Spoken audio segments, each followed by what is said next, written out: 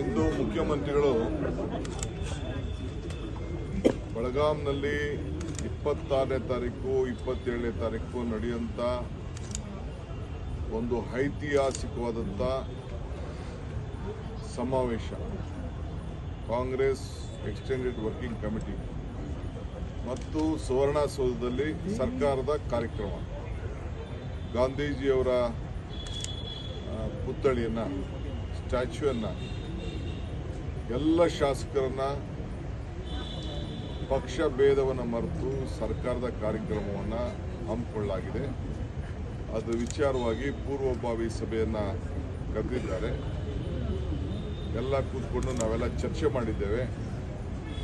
26ನೇ ತಾರೀಕು ಸಾಯಂಕಾಲ 3 ಗಂಟೆಗೆ ದೆಹಲಿಯ ಎಲ್ಲ ನಾಯಕರುಗಳು, ಕಾಂಗ್ರೆಸ್ ಪಕ್ಷದ ನಾಯಕರುಗಳು, PCC ಅಧ್ಯಕ್ಷರುಗಳು, ವರ್ಕಿಂಗ್ ಕಮಿಟಿ ಸದಸ್ಯರುಗಳು, ನಮ್ಮ AICC ಎಲ್ಲ ಪದಾಧಿಕಾರಿಗಳು, ಜನರಲ್ ಸೆಕ್ರೆಟರಿಗಳು ಮತ್ತು ಸುಮಾರು 150 ಜನ MPಗಳು ಎಲ್ಲರೂ ಕೂಡ ಆ ಒಂದು ಕಾರ್ಯಕ್ರಮದಲ್ಲಿ ಸಭೆಯಲ್ಲಿ ಪಾಲ್ಗೊಳ್ತಾ ಇದ್ದಾರೆ. ಅದಾದ ಮೇಲೆ ವರ್ಕಿಂಗ್ ಕಮಿಟಿ ಮೆಂಬರ್ಸ್ ಮಾತ್ರ ಇರ್ತಾರೆ. ಬೆಳಗ್ಗೆ ಒಂದು ಬೃಹತ್ ಸಮಾವೇಶ, ಒಂದು ಐತಿಹಾಸಿಕವಾದಂಥ ಸಮಾವೇಶ. ಗಾಂಧೀಜಿಯವರು ಯಾವ ಜಾಗದಲ್ಲಿ ಕಾಂಗ್ರೆಸ್ನ ಅಧ್ಯಕ್ಷರಾಗಿ ಈ ದೇಶದ ಸ್ವಾತಂತ್ರ್ಯಕ್ಕೆ ನಾಯಕತ್ವವನ್ನು ವಹಿಸಿದ್ರು, ಅದೇ ಜಾಗದಲ್ಲಿ ಆ ಒಂದು ಸಭೆಯನ್ನು ನಡೆಸ್ತಾ ಇದ್ದೇವೆ. 27ನೇ ತಾರೀಕು ಒಂದು ಬಹಿರಂಗ ಸಮಾವೇಶವನ್ನು ಹಮ್ಮಿಕೊಂಡಿದ್ದೇವೆ. ಅನೇಕ ರಾಷ್ಟ್ರೀಯ ನಾಯಕರು ಉದ್ದೇಶಿಸಿ ಮಾತಾಡ್ತಾ ಇದ್ದಾರೆ. ಮಲ್ಲಿಕಾರ್ಜುನ್ ಖರ್ಗೆ ಅವರ ಅಧ್ಯಕ್ಷತೆಯಲ್ಲಿ ಆ ಕಾರ್ಯಕ್ರಮ ನಡೀತದೆ. ರಾಷ್ಟ್ರದ ಎಲ್ಲ ನಾಯಕರುಗಳು ಪಾರ್ಟಿಸಿಪೇಟ್ ಮಾಡ್ತಾರೆ. ಬೆಳಿಗ್ಗೆ ಸುವರ್ಣಸೌಧದಲ್ಲಿ ಸರ್ಕಾರದ ಕಾರ್ಯಕ್ರಮ, ಗಾಂಧೀಜಿಯವರ ಪುತ್ಥಳಿ ಆಗ್ತದೆ.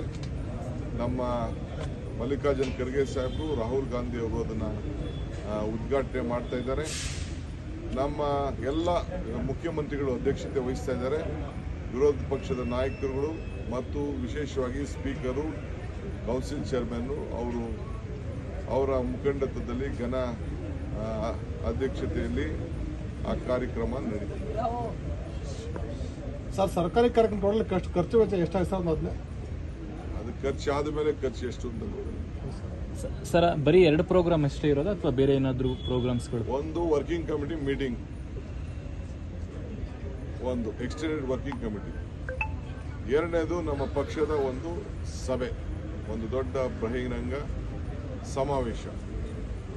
ಎಲ್ಲ ರಾಜ್ಯದ ಮೂಲೆ ಮೂಲೆಯಿಂದ ಎಲ್ಲ ಕಾರ್ಯಕರ್ತರು, ಮುಖಂಡರುಗಳು ಅವರೇ ಸ್ವ ಇಚ್ಛೆಯಿಂದ ಪಾರ್ಟಿಸಿಪೇಟ್ ಮಾಡಲಿಕ್ಕೆ ನಾವು ಅವರಿಗೆ ಆಹ್ವಾನವನ್ನು ಕೊಡ್ತಾ ಇದ್ದೇವೆ. ಇದೊಂದು ಐತಿಹಾಸಿಕ ಕಾರ್ಯಕ್ರಮ. ಇದಲ್ಲದೆ ಸರ್ಕಾರದ ಗಾಂಧಿ ಸ್ಟ್ಯಾಚ್ಯೂಗೆ ಸದ್ಯಕ್ಕೆ ಸಾರ್ವಜನಿಕರನ್ನ ನಾವು ಅವಕಾಶ ಕೊಡೋದಿಲ್ಲ.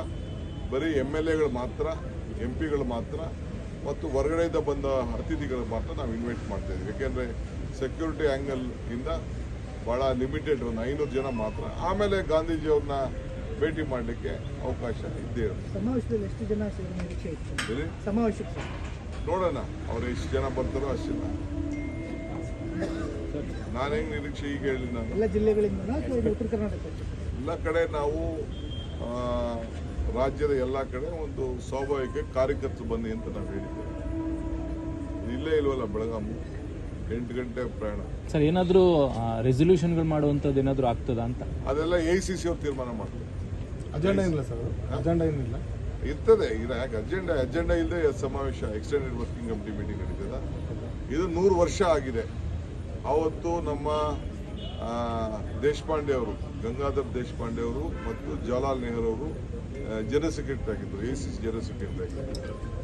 ಇಬ್ಬರು ಇದ್ದರು. ಬೆಳಗಾಂನಲ್ಲಿ ನಡೆಸಿದ್ರು. ಹಾಗೆ ಅನೇಕ ತೀರ್ಮಾನಗಳಾಗಿದೆ. ಇವತ್ತು ನಮ್ಮ ಪಕ್ಷ ಯಾವ ದಿಕ್ಕಿನಲ್ಲಿ ಈ ದೇಶ ತೆಗೆದುಕೊಂಡು ಹೋಗಬೇಕು ಅನ್ನೋದು ಮಾರ್ಗದರ್ಶನವನ್ನು ಈ ದೇಶಕ್ಕೆ ವರ್ಕಿಂಗ್ ಕಮಿಟಿ ಕೊಡ್ತಾರೆ. ಒಬ್ಬಾಮ ಬರುವಂತ ಪ್ರಸ್ತಾಪ ಇತ್ತು, ಅವ್ರು ಬರ್ತಾರೆ ಸರ್? ಇನ್ನು ಇದು 1 ವರ್ಷ ಕಾರ್ಯಕ್ರಮ ಇತ್ತು ಸರ್. CTR ಪ್ರಕರಣ ಸಂಬಂಧಪಟ್ಟಂತೆ ಅವ್ರ ನ್ಯಾಯಾಂಗ ತನಿಖೆ, ಪೊಲೀಸರು ನಡ್ಕೊಂಡ ಕ್ರಮ ಬಗ್ಗೆ ನ್ಯಾಯಾಂಗ ತನಿಖೆ ನಡೆಸಬೇಕು ಅಂತ ಡಿಮ್ಯಾಂಡ್ ವಿಪಕ್ಷ ನಾಯಕರು ಮತ್ತು CTR ಮಾಡಿದ್ದಾರೆ ಸರ್.